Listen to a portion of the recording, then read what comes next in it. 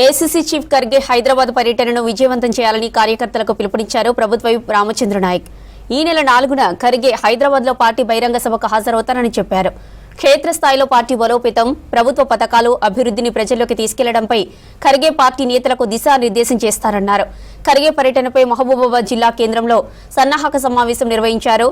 Whip మరో 10 ఏళ్లు కాంగ్రెస్ పార్టీని అధికారంలో ఉంటుందని ఆశాభావం వ్యక్తం చేశారు.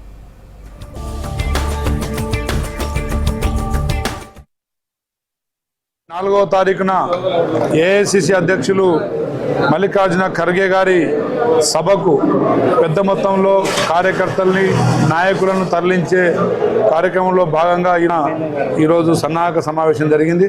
ముఖ్యంగా తెలంగాణ రాష్ట్రంలో అనతి కాలంలోనే సంక్షేమ పథకాలు ప్రజలకు అందిస్తూ, నియోజకవర్గాలకు పెద్ద మొత్తంలో నిధులు కేటాయిస్తూ, అభివృద్ధి పథకాలు, సంక్షేమ పథకాలు, సాహసోపేతమైన నిర్ణయాలతోని రాష్ట్ర ముఖ్యమంత్రి వర్యులు ప్రియతమ నాయకులు రేవంత్ రెడ్డి గారు చేసిన అభివృద్ధి కార్యక్రమాలని ప్రజల్లో తీసుకెళ్లే విధంగా మల్లికార్జున ఖర్గే గారు రావడం జరుగుతుంది.